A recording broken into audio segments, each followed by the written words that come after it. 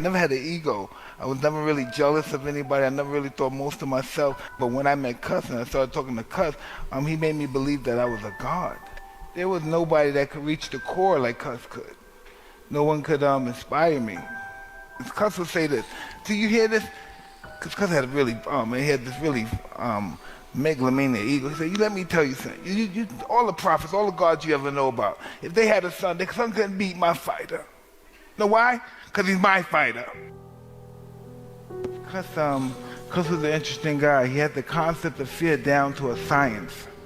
And most of his fighting was mostly psychologically. He believed the physical actuality of boxing was only 10% when the mind was 90%. He always believed in improving yourself and strengthening your mind. He was a strong believer that your body only purpose was to carry your brain. He believed fighting was your opponent's surrender, his total destruction. And he didn't think of it as, even though he said it was savage and ferociously, you had to do it in such a relaxed and calm state. A really scientific way of destroying. He enjoyed hurting the opponent. He wanted them to never have a chance to believe they could beat you. Everything was that I'm invincible, I'm a savage, I'm ferocious, and the smartest savage. A sophisticated animal, smart animal, the lion and the fox. You know what I mean? I could beat the vicious guys, and I got outsmart the slicksters. So I was pretty much didactyl in that apartment.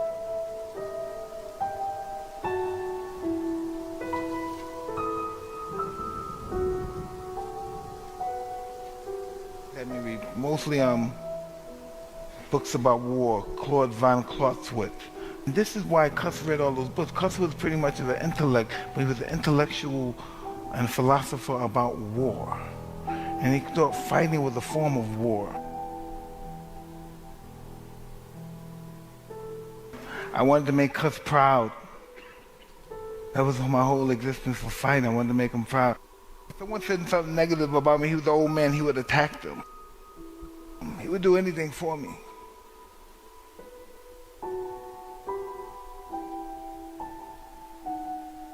Well, the peekaboo is a really cruel style of boxing. It basically kept both your hands up, and it basically you twist at your waist and you move, and you come forward, make the guy miss, you counter punching. He really discovered it from karate. He watched karate people do it, and just move, get to one position and punch with everything you got with bad and mean, ferocious intention.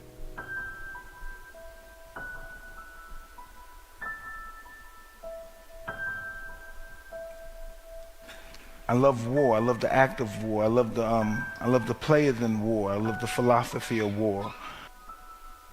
There's a quote in Machiavelli, The Prince, and when they say, after you defeat the king and you cut off his head, you be audacious and you say what you're going to do to the next ruler and the next prince that you're going to conquer, and that allows them to be intimidated.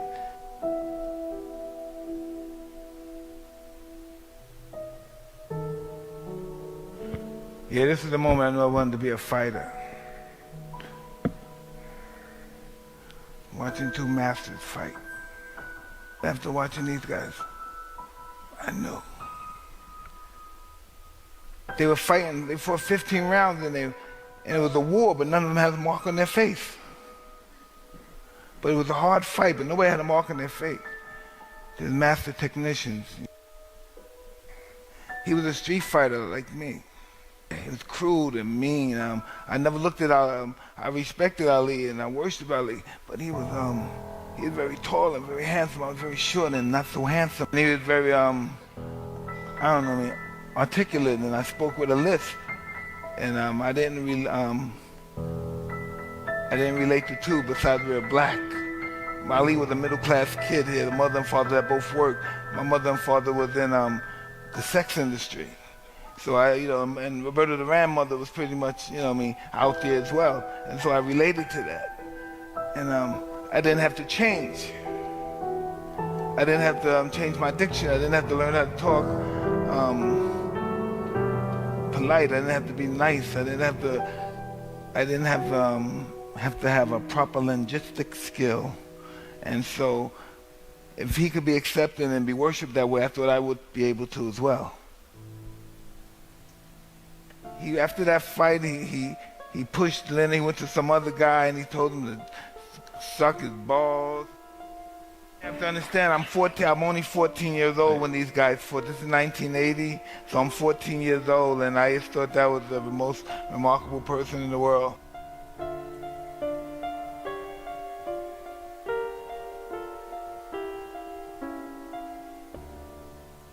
I was born with great perception. If it came from my street life, from being locked up for stealing and facing unbelievable odds as a young kid, I had great perception. And once I watched these guys fight, I just knew it was a matter of time, but I knew my time would soon come. Reggie Gross is a real tough guy. He's a spoiler. He beat a lot of undefeated fighters.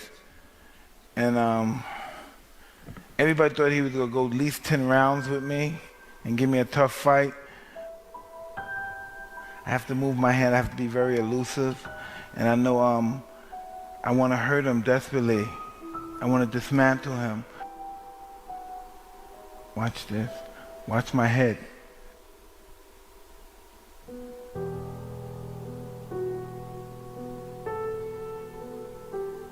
When this is over, everybody's going to know my name. And the people that I fight after him, oh, they're going to fear me.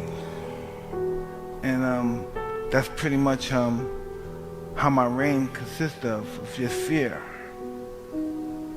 And on occasion, some guys like him, who's a tough guy, they would try to fight back. And that would just allow me to excel at an extremely high level.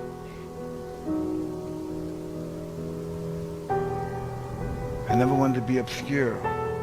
I was born in obscurity, and I never wanted to deal with that again. I knew I would attain my goal before it existed. I knew that. I knew I would be champ of the world before I died. I knew I wasn't going to die before I became champ. I was just disappointed that I didn't kill them back then. That was just my main objective, because I wanted to succeed so bad, and I failed. And the fear of not succeeding was worse than dying. So I just wanted to make sure they never got up.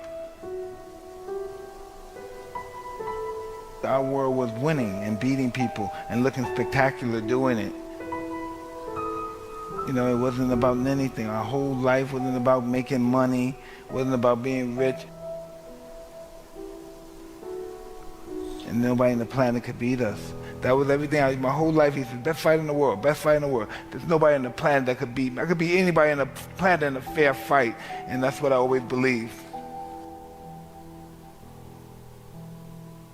How many people on this planet? I said, what, around 5 billion people, 6 billion?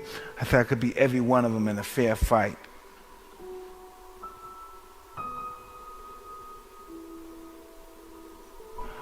I must be a descendant of the great warriors of old, all the gods of war, because I'm winning with the most simplest of ease.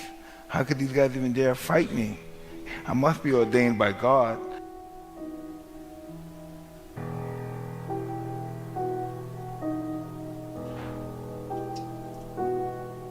Dying is just as glorious as living when you really think about it, because you couldn't have a life if you didn't have death, and you couldn't have death without life. So how could death be less glorious than life?